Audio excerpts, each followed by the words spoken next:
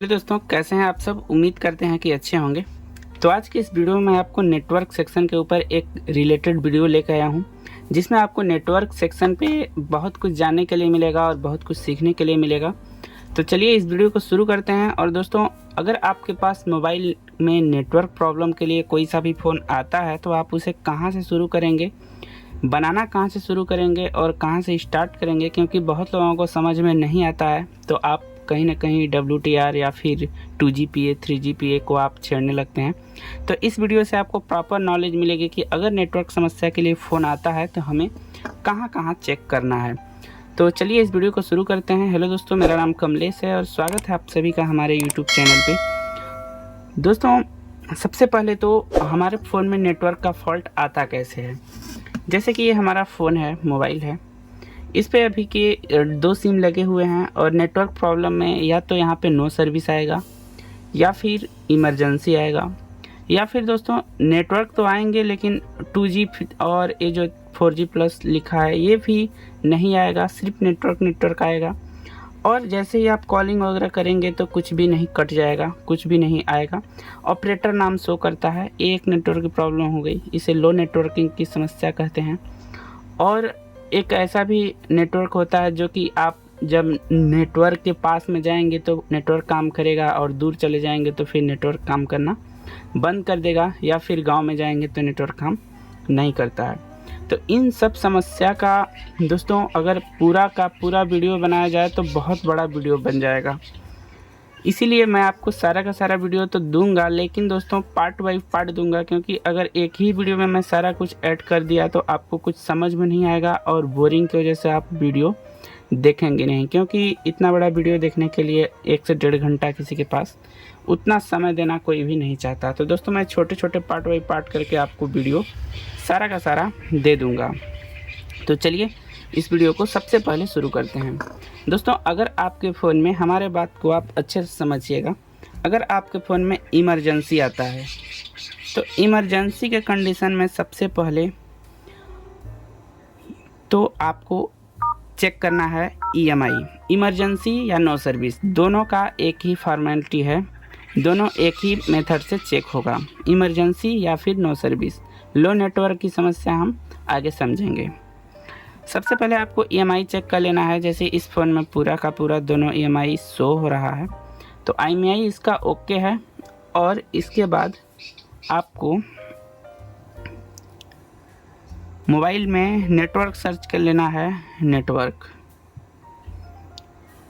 जब आप network search करेंगे तो उसका स्टेटस आपको सर्च कर लेना है। दोस्तों जैसे मैं अगर इससे मैं मैनुअल सर्च करूं तो इस टाइप से आपको सर्च करना है। नेटवर्क में उसका नेटवर्क स्टेटस जो होता है नेटवर्क में, उसको सर्च करना है। ये सर्च इसलिए होता है दोस्तों क्योंकि इसमें आपको पता चल जाएगा कि इसका वेंडर काम कर रहा है कि नहीं, वो मैं आपको आगे वीडियो में बताऊंगा। इसी स्टेप लेके तो आपको समझ में आ जाएगा। ये हो गया पहला स्टेप। अगर यहाँ पे नेटवर्क सर्च करता है दोस्तों तो हमारी जो RFIC है वो ओके है। अब RFIC क्या है मैं आपको आगे बता रहा हूँ, बोर्ड पे आपको कंफर्टेबली इजी स्टेप में समझाऊंगा ताकि आपको सही सलामत समझ में आ जाए। चलिए यहाँ पे अगर नेटवर्क सर्च कर लेता है जैसे जियो, वोडाफोन, आइडिया, BSNL, तब तो ठीक है। अगर वहाँ पे कुछ एरर आता है या फिर सर्चिंग नॉट फाउंड आता है तो उस वीडियो में हम आगे अभी हम समझेंगे कि कहाँ से कहाँ तक प्रॉब्लम हो सकती है। अब देखिए दोस्तों, ये है हमारे पास Redmi 8A का बोर्ड, जो कि नेटवर्क सेक्शन में फ्रेश बोर्ड है। आपको एकदम क्लियरली दिख रहा होगा।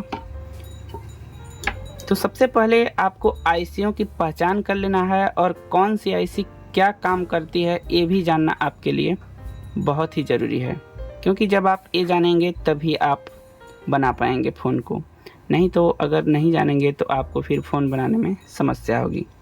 ठीक है दोस्तों, तो देखिए दोस्तों, ये जो हमारी है, सबसे पहले नेटवर्क एंटीना को देखिए। ये हमारा नेटवर्क एंटीना है और इस नेटवर्क एंटीना के कनेक्शन जिस IC में जाते हैं उसे हम 2GPA बोलते हैं।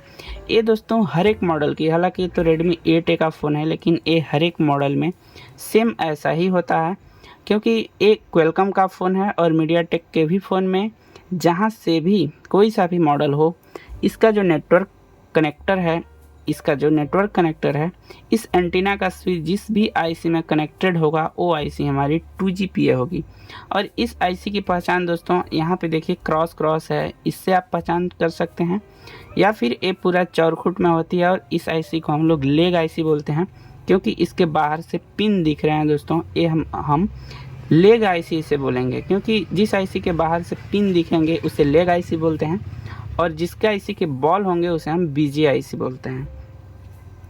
अब दोस्तों यहाँ से तो आप समझ गए कि ये सबसे पहले इस एंटीना का कनेक्शन 2GPA में जाता है, जो कि हमारा 2G नेटवर्क के लिए यूज होता है। इसके बाद दोस्तों ये जो हमारी RF आईसी है, WTR जिसे हम कहते हैं, इस आईसी को हम लोग RF आईसी बोलते हैं। ये आईसी का काम दोस्तों हमारे फ़ोन में नेटवर्क को खींच के लाना होता है। अब जैसे कि मैं आपको यहाँ से समझा रहा था, यहाँ से कि जब आप नेटवर्क यहाँ पे सर्च करेंगे, अभी आपको समझ में आएगा। यहाँ पे जब नेटवर्क आप सर्च करते हैं इस वाले सेक्शन में मैनुअली, तो इस नेटवर्क को पकड़ के आने का काम इस RFIC का है दोस्तों। अगर यहाँ पे ये नेटवर्क नहीं आते हैं तो इसका जिम्मेदार RFIC है। फिर आपको इस RFIC पे काम करना पड़ेगा, इसकी वोल्टेज को चेक करना पड़ेगा, और इसमें कूल टेस्टिंग करना पड़ेगा, हॉट टेस्टिंग करना पड़ेगा कि आईसी सही है कि नहीं है। अगर आईसी सही है तो फिर किस वजह से हमारे फ़ोन में नेटवर्क नहीं आ रहा है। अगर ये आईसी सही नहीं है तो इस आईसी को चेंज करना पड़ेगा। तो इस आईसी का काम हमारे फ़ोन में नेटवर्क पकड़ना है। ये आईसी हमारी 2G नेटवर्क के यूज के लिए लगाई गई है। और दोस्तों जस्ट इसके बगल में ये हर फ़ोन में मिलता है। ये जो लंबी वाली आईसी है दोस्तों, ये भी लेग आईसी ही है, लेकिन ये हमारी 3G और 4G के लिए लगाई जाती है। इस आईसी से 3G और 4G का नेटवर्क आएगा। इस आईसी से अगर ये ख़राब हो जाती है तो हमारे सारे के सारे नेटवर्क भी चले जाते हैं।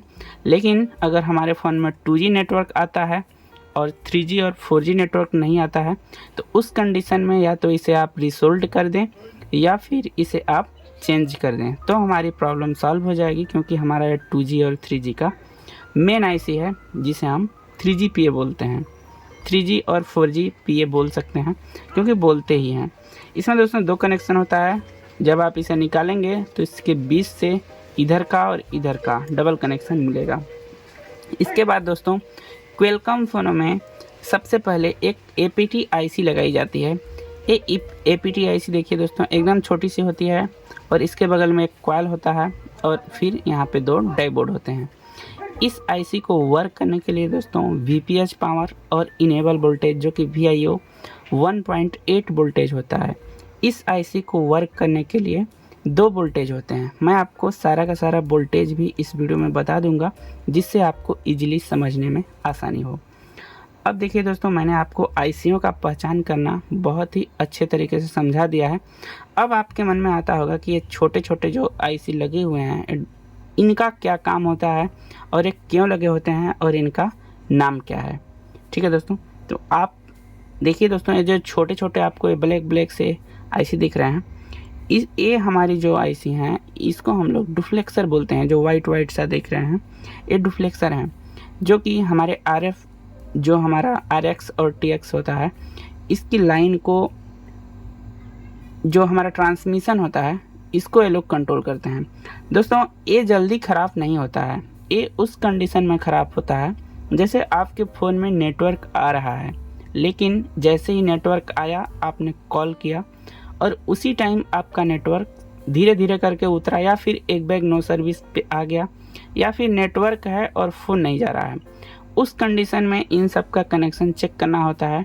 और ये जो आपको छोटे छोटे अगर आप देखेंगे तो ये छोटे छोटे जो आपको दिख रहे हैं एक कॉइल्स लगे हुए हैं दोस्तों, क्योंकि नेटवर्क सेक्शन में अधिक से अधिक कॉइल्स और रजिस्टर लगे हुए होते हैं। आपको जो कि डायोड अगर देखने के लिए मिलेगा, कैपेसिटर देखने के लिए मिलेगा, तो ये आपको सिर्फ और सिर्फ वोल्टेज का ही कैपेसिटर देखने के लिए मिलेगा। अदरवाइज कॉइल्स और रजिस्टर यही सब आपको देखने के लिए मिलेंगे नेटवर्क सेक्शन में। अब देखिए दोस्तों, हमारे 2GPA को वर्क करने के लिए VPH वोल्टेज की आवश्यकता होती है। जो कि बैटरी जितना ही वोल्टेज होता है। हमारे RFIC को वर्क करने के लिए 1 वोल्ट और 1.8 वोल्ट की रिक्वायरमेंट होती है, तब हमारी IC वर्क करती है। वोल्टेज को आप ध्यान रखेंगे दोस्तों तो आप वोल्टेज चेक करना भी जान जाएंगे।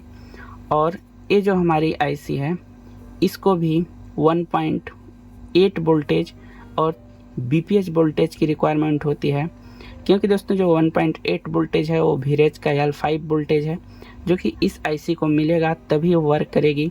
अगर इस IC को 1.8 वोल्टेज नहीं मिलता है तो ये वर्क नहीं करेगी। और जैसा कि मैंने आपको VPA APT IC के बारे में बता ही दिया था कि इस कॉइल्स पे आपका VPH वोल्टेज आता है, जो कि बैटरी जितना ही वोल्टेज होता है, और वो VPH वोल्टेज हमारी ये प्राइमरी IC जनरेट करती है, ये वाली यहाँ पे, जो कि PMI 632 है। अब दोस्तों इसके बाद 1.8 वोल्टेज जो VIO का वोल्टेज है, इसका इनेबल वोल्टेज वो हमारा पावर IC जनरेट करता है। तो इस IC को चलने के लिए 2 वोल्ट की आवश्यकता होती है, इसको चलने के लिए भी 2 वोल्ट की आवश्यकता होती है, और यहाँ भी 2 वोल्ट की ही आवश्यकता होती है। यहाँ पे 1 वोल्ट की रिक्वायरमेंट होती है, जो कि VPH पावर का वोल्टेज होता है। इसी के साथ दोस्तों मैंने आपको इस IC की पहचान करना और भी जो भी होता है इन सब का वोल्टेज और एक काम कैसे करते हैं मैंने आपको समझा दिया। अब दोस्तों आगे की वीडियो में हम समझेंगे कि और नेटवर्क के फॉल्ट में अगर बारीक से बारीक मुझे काम करना हो तो आप किस तरीके से कर पाएंगे। ये वीडियो 10 मिनट की हो गई दोस्तों, मैं सोचा था कि 5 मिनट तक हो जाएगा। फिर भी अगर आप इंटरेस्टेड हैं और इसके बारे में अधिक जानने के लिए तो आप नीचे कमेंट्स करें, और भी मैं आपको डीपली तरीके से समझाऊंगा और बताऊंगा। इसी के साथ इस वीडियो को आज यहीं से ख़त्म करते हैं, और इसी के अगले पार्ट्स में हम इसके डिटेल में और कुछ समझेंगे। तो मिलते हैं नेक्स्ट वीडियो में, तब तक के लिए गुड बाय, जय हिंद।